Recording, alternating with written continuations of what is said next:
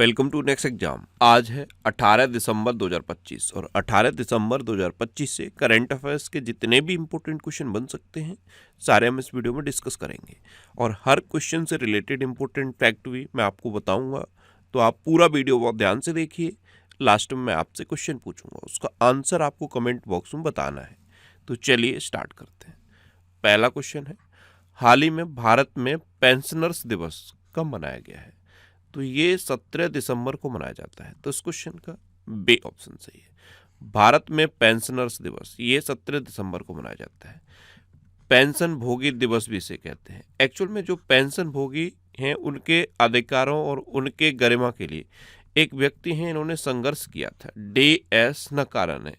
तो इनको श्रद्धांजलि देने के लिए हर साल 17 दिसंबर को ये भारत में पेंशनर्स दिवस मनाया जाता है। अच्छा, 1 दिसंबर को विश्व एड्स दिवस, BSF का स्थापना दिवस और नागालैंड राज्य दिवस मनाया गया। 2 दिसंबर को अंतर्राष्ट्रीय दास्ता उन्मूलन दिवस, राष्ट्रीय प्रदूषण निवारण दिवस और विश्व कंप्यूटर साक्षरता दिवस मनाया गया। 3 दिसंबर को अंतर्राष्ट्रीय विकलांग दिवस मनाया गया। 4 दिसंबर को अंतर्राष्ट्रीय चीता दिवस, भारतीय नौसेना दिवस और अंतर्राष्ट्रीय बैंक दिवस मनाया गया। 5 दिसंबर को विश्व मृदा दिवस मनाया गया और अंतर्राष्ट्रीय स्वयंसेवक दिवस मनाया गया। 6 दिसंबर को महापरिनिर्वाण दिवस मनाया गया। 7 दिसंबर को सशस्त्र सेना झंडा दिवस और अंतर्राष्ट्रीय नागरिक उड्डयन दिवस मनाया गया। 9 दिसंबर को अंतर्राष्ट्रीय भ्रष्टाचार विरोधी दिवस मनाया गया। 10 दिसंबर को मानवाधिकार दिवस और अंतर्राष्ट्रीय पशु अधिकार दिवस मनाया गया। 11 दिसंबर को अंतर्राष्ट्रीय पर्वत दिवस मनाया गया। 12 दिसंबर को अंतर्राष्ट्रीय सार्वभौमिक स्वास्थ्य कवरेज दिवस और अंतर्राष्ट्रीय तटस्थता दिवस मनाया गया। 14 दिसंबर को राष्ट्रीय ऊर्जा संरक्षण दिवस मनाया गया और 16 दिसंबर को विजय दिवस मनाया गया। तो दिसंबर में अब तक इतने इंपॉर्टेंट डे मनाए गए हैं, ये आपको याद रखने हैं। और मैं आपको बोलता हूँ, डेली मॉर्निंग में उठकर सबसे पहले अपने लिए एक टारगेट फिक्स करो और फिर अपना पूरा दिन उस टारगेट को अचीव करने में लगा दो। आपकी लाइफ ऑटोमेटिकली अच्छी हो जाएगी। नेक्स्ट क्वेश्चन है, हाल ही में प्रधानमंत्री मोदी को किस देश का सर्वोच्च सम्मान मिला है? आपको पता है प्रधानमंत्री मोदी अभी इथियोपिया गए थे और इथियोपिया का द ग्रेट ऑनर निशान ऑफ इथियोपिया, ये सर्वोच्च नागरिक सम्मान है, ये प्रधानमंत्री मोदी को मिला है। द ग्रेट ऑनर निशान ऑफ इथियोपिया, ये इथियोपिया का सर्वोच्च सम्मान है और प्रधानमंत्री मोदी को मिला है। तो इस क्वेश्चन का सी ऑप्शन सही है। अब इथियोपिया, तो ये है मैप में इथियोपिया, ये एक अफ्रीकन कंट्री है। इथियोपिया की कैपिटल है अदिस अबाबा। इथियोपिया की करेंसी है इथियोपियन बिर और इथियोपिया के प्राइम मिनिस्टर हैं एबी अहमद अली। कौन है? एबी अहमद अली। अच्छा, अब तक प्रधानमंत्री मोदी को 28 देशों का सर्वोच्च नागरिक सम्मान मिल चुका है। नेक्स्ट क्वेश्चन है, हाल ही में कहाँ परमवीर दीर्घा का उद्घाटन किया गया? तो नई दिल्ली में राष्ट्रपति भवन में हमारी राष्ट्रपति द्रौपदी मुर्मू ने परमवीर दीर्घा का उद्घाटन किया। तो उस क्वेश्चन का बी ऑप्शन सही है। परमवीर दीर्घा, इसमें क्या है, जो भारत के वीर शहीद हुए हैं, भारत के जो वीर सैनिक शहीद हुए हैं, जिन्होंने भारत के सम्मान के लिए, स्वाभिमान के लिए अपनी जान दी है, उनके चित्र लगाए गए हैं इस दीर्घा पर। तो परमवीर दीर्घा का उद्घाटन अभी राष्ट्रपति भवन में हमारी राष्ट्रपति द्रौपदी मुर्मू ने किया है। अच्छा, ये दिसंबर 2025 के सेकंड वीक का वीडियो है। सेकंड वीक का ये वीकली करंट अफेयर्स का वीडियो है। आप यूट्यूब पर फैक्ट स्टडी सर्च करेंगे, आपको ये वीडियो मिल जाएगा। नेक्स्ट क्वेश्चन है, हाल ही में किस बैंक के प्रबंध निदेशक अश्विनी कुमार तिवारी का कार्यकाल 2 वर्ष बढ़ाया गया है? प्रबंध निदेशक यानी कि मैनेजिंग डायरेक्टर। तो SBI के मैनेजिंग डायरेक्टर अश्विनी कुमार तिवारी का कार्यकाल 2 साल के लिए बढ़ाया गया है। तो इस क्वेश्चन का सी ऑप्शन से यहाँ पे कुछ कंफ्यूजन नहीं हुआ आपके माइंड में? सीरियसली अगर आपके माइंड में कंफ्यूजन नहीं हुआ तो आप बिल्कुल सीरियसली नहीं पढ़ रहे हो। क्यों? क्योंकि मैंने आपको कल ही बताया है कि SBI के MD बने हैं रवि रंजन, यानी कि प्रबंध निदेशक बने हैं रवि रंजन। और आज मैं आपको क्या बता रहा हूँ कि SBI के प्रबंध निदेशक अश्विनी कुमार तिवारी का कार्यकाल 2 साल के लिए बढ़ा दिया गया है।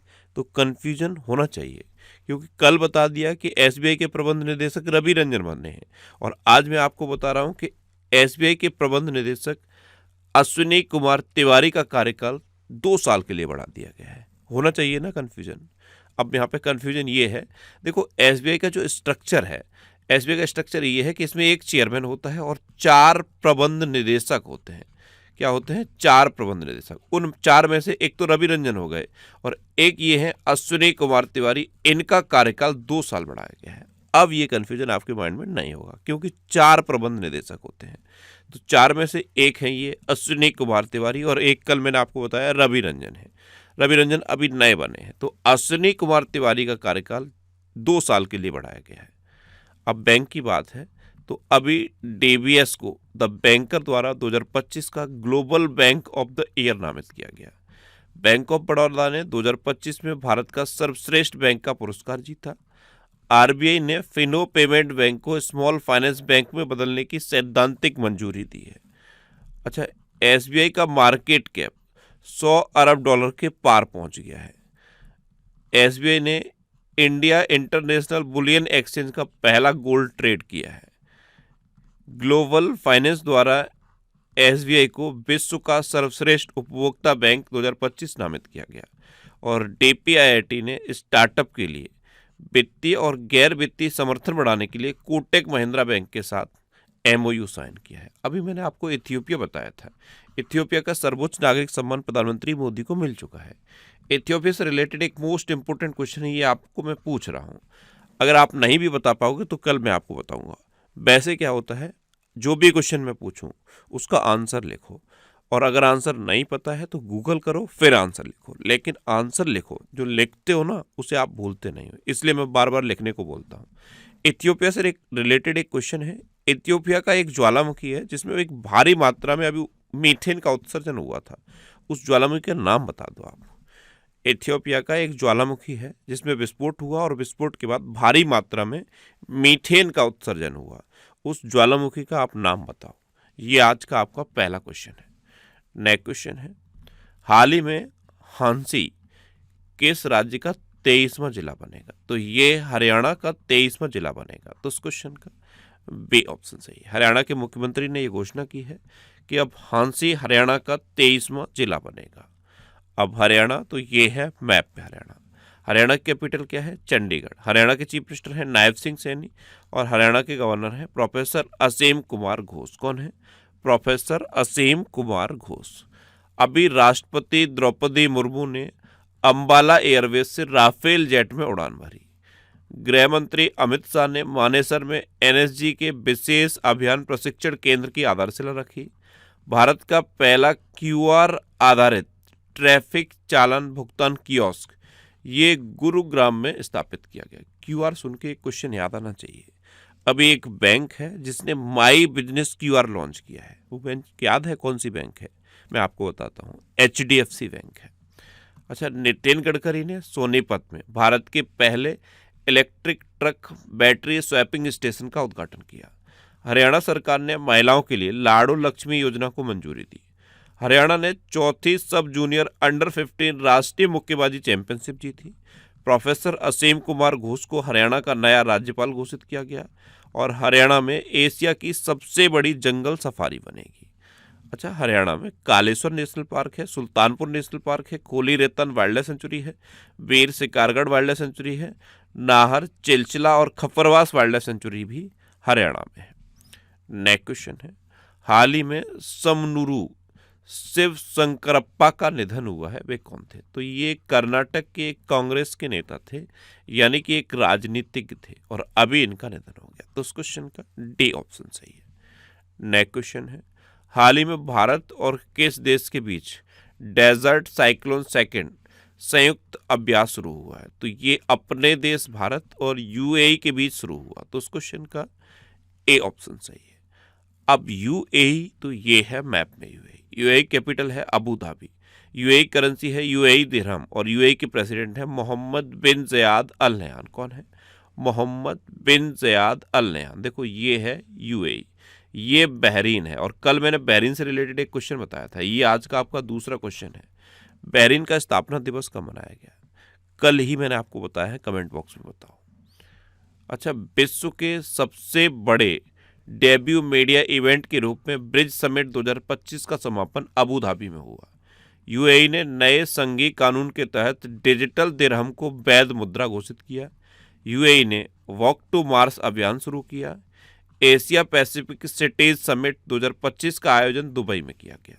सीबीएसई ने दुबई में पहली अंतर्राष्ट्रीय सहोदय बैठक आयोजित की। दीपक मित्तल ने यूएई में भारत के राजदूत का पदभार ग्रहण किया। दुनिया की सबसे बड़ी एआई और टेक्नोलॉजी प्रदर्शनी जेटेक्स ग्लोबल दुबई में हुई। और IUCN वर्ल्ड कंजर्वेशन कांग्रेस 2025 ये अबू धाबी में हुई। नेक्स्ट क्वेश्चन है, हाल ही में 47वें अखिल भारतीय जनसंपर्क सम्मेलन का आयोजन किस राज्य में किया गया है? तो अखिल भारतीय जनसंपर्क सम्मेलन, ये 47वां अखिल भारतीय जनसंपर्क सम्मेलन है, इसका आयोजन अभी उत्तराखंड में किया गया है। तो उस क्वेश्चन का बे ऑप्शन सही है। अब उत्तराखंड, तो ये है मैप में उत्तराखंड। उत्तराखंड की कैपिटल है देहरादून। उत्तराखंड के चीफ मिनिस्टर हैं पुष्कर सिंह धामी और उत्तराखंड के गवर्नर हैं गुरमीत सिंह। अच्छा, उत्तराखंड का राजकीय पक्षी है हिमालयन मोनाल। क्या है? हिमालयन मोनाल। ये है हिमालयन मोनाल, ये उत्तराखंड का राजकीय पक्षी है। कुछ याद आया? ये एक देश का राष्ट्रीय पक्षी भी है। उस देश का नाम पता है? नेपाल। ये नेपाल का राष्ट्रीय पक्षी भी है। उत्तराखंड सरकार ने दिसंबर 2025 से राज्य में प्रवेश करने वाले सभी वाहनों पर ग्रीन टैक्स लगाने की घोषणा की है। उत्तराखंड सरकार ने यूसीसी के तहत विवाह पंजीकरण नियमों को आसान बना दिया। उत्तराखंड मदरसा बोर्ड को खत्म करने वाला पहला राज्य बन गया। उत्तराखंड की पहली एनवीडिया संचालित AI-HPC सुविधा मिली। उत्तराखंड मंत्रिमंडल ने धार्मिक स्वतंत्रता संशोधन विधेयक 2025 को मंजूरी दी। Asian open short track speed skating trophy 2025 का आयोजन देहरादून में हुआ। और उत्तराखंड सरकार ने अग्निवीरों को सरकारी सेवाओं में 10% आरक्षण मंजूर किया है। क्या किया है? 10% आरक्षण मंजूर किया है। नेक्स्ट क्वेश्चन है, हाल ही में किस देश ने स्वदेशी ध्रुव 64 माइक्रो प्रोसेसर लॉन्च किया? तो ये अपने देश भारत ने लॉन्च किया। तो उस क्वेश्चन का बे ऑप्शन सही है। अब भारत ने लॉन्च किया है, तो ये है मैप में भारत। भारत का जो UPI सिस्टम है, इसने बीजा को पीछे छोड़ दिया है। 18वां ब्रिक्स समिट ये भारत में प्रस्तावित है। 19वां ब्रिक्स समिट चाइना में प्रस्तावित है। और 17वां ब्रिक्स समिट हो चुका है ब्राजील के रियो डी जेनेरियो में। ये 3 चीज़ें आपको याद हो गई होंगी। अच्छा, हेनले पासपोर्ट इंडेक्स 2025 में भारत 85वें नंबर पर रहा और सिंगापुर पहले नंबर पर रहा। भारत की साक्षरता दर अब बढ़ गई है और बढ़ के 80.9% हो गई है। भारत में कुल रामसर स्थलों की संख्या 96 हो गई। देखो, 3 रामसर स्थल बिहार से जुड़े थे, एक अभी राजस्थान से जुड़ा है और एक छत्तीसगढ़ से जुड़ा है। 3 बिहार के कौन से हैं? गोकुल जलाशय, उदयपुर झील और गोगाबील झील, ये 3 बिहार से जुड़े। कोपरा जलाशय ये छत्तीसगढ़ का है, छत्तीसगढ़ के बिलासपुर में है, ये छत्तीसगढ़ से जुड़ा है। और ये सिलीसेट झील है, ये राजस्थान की है, ये भी अभी नई रामसर स्थल बनी है। तो अब टोटल भारत में रामसर स्थल 96 हो गए हैं। अच्छा, विश्व प्रेस स्वतंत्रता सूचकांक 2025, इसमें भारत 151वें नंबर पर रहा है और नॉर्वे पहले नंबर पर रहा है। भारत ने पहला स्क्वैश विश्व कप जीता है। भारत ने आपका पैसा आपका अधिकार अभियान शुरू किया। भारत पहली बार कॉमनवेल्थ खो खो चैंपियनशिप की मेजबानी करेगा।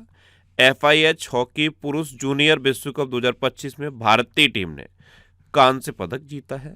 भारत ने 20वें यूनेस्को अमूर्त विरासत समिति सत्र की मेजबानी की। IMF ने भारत के UPI को दुनिया का सबसे बड़ा रियल टाइम पेमेंट सिस्टम बताया। भारत की झोंजिन एंगमो माउंट एवरेस्ट फतेह करने वाली विश्व की पहली नेत्रहीन महिला पर्वतारोही बनी है। और ये पता है कहाँ की है? हिमाचल प्रदेश की है। पुर्तगाल में आयोजित WFDF वर्ल्ड बीच अल्टीमेट चैंपियनशिप 2025 ये भारत ने जीती है। भारत में पहली बार नदी डॉल्फिन का सर्वेक्षण हुआ और भारत में 6300 से अधिक नदी डॉल्फिन पाए गए। अच्छा, भारत में वीजा की एक नई कैटेगरी शुरू की गई है, उसका नाम है आयुष वीजा। और दुनिया में जितने भी देश कैंसर से पीड़ित हैं ना, उनमें सबसे अधिक कैंसर मृत्यु अनुपात भारत में दर्ज किया गया है। अच्छा, ये नवंबर 2025 के टॉप 100 करंट अफेयर्स का एक वीडियो है। इसमें नवंबर 2025 के करंट अफेयर्स हैं। ये वीडियो भी आपको यूट्यूब पर फैक्ट स्टडी चैनल पर मिलेगा। नेक्स्ट क्वेश्चन है, हाल ही में राष्ट्रीय ऊर्जा संरक्षण पुरस्कार 2025 से किस रेलवे स्टेशन को सम्मानित किया गया है? तो ये मियाना रेलवे स्टेशन को सम्मानित किया गया है। तो इस क्वेश्चन का ए ऑप्शन सही है। मियाना रेलवे स्टेशन ये मध्य प्रदेश के गुना जिले में है और इसे अभी राष्ट्रीय ऊर्जा संरक्षण पुरस्कार 2025 से सम्मानित किया गया। नेक्स्ट क्वेश्चन है, हाल ही में इंडियन मिलिट्री एकेडमी से ग्रेजुएट होने वाली पहली महिला अधिकारी कौन बन गई? तो ये साईं जाधव बनी है। ये आईएमए से ग्रेजुएट होने वाली पहली महिला बनी है। क्या नाम है इनका? साईं जाधव। तो उस क्वेश्चन का सी ऑप्शन सही है। नेक्स्ट क्वेश्चन है, हाल ही में किसकी आत्मकथा the one cricket my life and more का विमोचन हुआ है? तो ये शिखर धवन की आत्मकथा है, the one cricket my life and more. इसका अभी विमोचन हुआ। तो उस क्वेश्चन का बी ऑप्शन सही है। अच्छा, ऋचा शर्मा के द्वारा लिखित पुस्तक फाइंडिंग होम अगेन का विमोचन हुआ। ये एक उपन्यास है। वर्जिश देसाई के द्वारा लिखित पुस्तक मोदी का मिशन का विमोचन हुआ। द ब्रह्मास्त्र अनलीज्ड नामक पुस्तक डे शिवानंदन के द्वारा लिखी गई। सीडीएस जनरल अनिल चौहान के द्वारा लिखित पुस्तक ready relevant and resurgent second का विमोचन किया गया। एमजे अकबर के द्वारा लिखित पुस्तक आफ्टर मे चाउस का विमोचन हुआ और डॉक्टर मनीषा वी रमेश के द्वारा लिखित पुस्तक सेम हार्ट सेम वर्ल्ड का विमोचन किया गया। अच्छा, एक क्वेश्चन मैं आपसे पूछ रहा हूँ। एक बुक है विंग्स ऑफ वेल्लोर, उसे किसने लिखा है? ये आज का आपका तीसरा क्वेश्चन है। पुस्तक का नाम क्या है? Wings of Vellore. किसने लिखी है ये आपको बताना है। नेक्स्ट क्वेश्चन है, हाल ही में 17 दिसंबर को किस देश का राष्ट्रीय दिवस मनाया गया? तो ये भूटान का राष्ट्रीय दिवस मनाया गया। तो उस क्वेश्चन का ए ऑप्शन सही है। अभी मैंने आपको एक पूछा था बहरीन का राष्ट्रीय दिवस कब मनाया गया, ये आपके लिए क्वेश्चन है, कमेंट बॉक्स में बताना। और भूटान का राष्ट्रीय दिवस कब मनाया गया है? 17 दिसंबर को। अब भूटान, तो ये है मैप में भूटान, ये है भूटान। भूटान की कैपिटल है थिम्पू, भूटान की करेंसी है नगलरतुम और भूटान के प्राइम मिनिस्टर हैं त्शेरिंग टोब्गे। और भूटान का सर्वोच्च नागरिक सम्मान है order of the Druk Gyalpo. ये प्रधानमंत्री मोदी को मिल चुका है। अच्छा, भूटान में कालचक्र सशक्तिकरण का उद्घाटन किया गया। भूटान 2025 में वैश्विक शांति प्रार्थना महोत्सव की मेजबानी कर रहा है। Bhutan global piece fair festival की मेजबानी करेगा। 14वीं भारत भूटान सीमा प्रबंधन और सुरक्षा बैठक ये थिम्पू में आयोजित की गई। भारत और भूटान ने पहली रेल संपर्क परियोजना को मंजूरी दी। भूटान ने दुनिया की पहली क्रिप्टो पर्यटन भुगतान प्रणाली शुरू की और भूटान ने भारतीय शिक्षाविद अरुण कपूर को शाही सम्मान प्रदान किया है। अच्छा, ये करंट अफेयर्स की बुक है, इसका ये 7th एडिशन है। ये बुक आपको इतने सिटीज़ में मिल जाएगी। ये जो सिटीज़ की लिस्ट है ना, हर सिटी के नाम के आगे एक बुक शॉप का नाम है। आप उस बुक शॉप पे कांटेक्ट करो, आपको ये बुक मिल जाएगी। वैसे ये बुक अमेजन और फ्लिपकार्ट पे अवेलेबल है, तो आप इसे ऑनलाइन भी ले सकते हो। नेक्स्ट क्वेश्चन है, किस राज्य की पोंडरू खादी को जीआई टैग मिला? पोंडरू खादी ये आंध्र प्रदेश का एक खादी है और इसे अभी जीआई टैग मिल गया। तो उस क्वेश्चन का सी ऑप्शन सही है। ये हाथ से बनता है, हाथ से बुना जाता है ये खादी, पोंडरू खादी। इसे अभी जीआई टैग मिला है, बस इसका नाम याद रखना। पोंडरू खादी कहाँ है? ये आंध्र प्रदेश में है और अभी इसे जीआई टैग मिल गया है। अब आंध्र प्रदेश, तो ये है मैप में आंध्र प्रदेश। आंध्र प्रदेश की कैपिटल है अमरावती। आंध्र प्रदेश के चीफ मिनिस्टर हैं एन चंद्रबाबू नायडू और आंध्र प्रदेश के गवर्नर हैं जस्टिस अब्दुल नजीर। देखो, केले के उत्पादन में आंध्र प्रदेश नंबर 1 पे है। ओवरऑल फलों के उत्पादन में भी आंध्र प्रदेश नंबर 1 पे है। आंध्र प्रदेश के पर्यटन विभाग ने बाढ़ के कारण भवानी द्वीप को बंद कर दिया। भारत की सबसे बड़ी भूतापी ऊर्जा प्रौद्योगिकी पायलट परियोजना ये आंध्र प्रदेश में स्थापित करने की घोषणा की गई। आंध्र प्रदेश के पर्यटन विभाग ने वैश्विक पर्यटन पुरस्कार 2025 जीता। आंध्र रणजी टीम के कोच गैरी स्टीड बने हैं। आंध्र प्रदेश के तिरुमाला हिल्स और लाल रेत के टीले ये यूनेस्को की संभावित सूची में शामिल हुए। और आंध्र प्रदेश सरकार ने तिरुपति में एक स्पेस सिटी और मदकासिरा में 2 प्रमुख रक्षा निर्माण केंद्र स्थापित करने की महत्वाकांक्षी योजना की घोषणा की है। नेक्स्ट क्वेश्चन है, हाल ही में फिल्म होम बाउंड ऑस्कर 2026 के लिए किस श्रेणी के लिए शॉर्टलिस्ट हुई है? तो ये अंतर्राष्ट्रीय फीचर फिल्म के लिए शॉर्टलिस्ट हुई, सर्वश्रेष्ठ अंतर्राष्ट्रीय फीचर फिल्म। तो इस क्वेश्चन का बी ऑप्शन सही है। अब लास्ट वीडियो के क्वेश्चन का आंसर। लास्ट वीडियो में मैंने आपसे पूछा था कि प्रेस क्लब ऑफ इंडिया ने किसे अपनी महिला अध्यक्ष चुना है?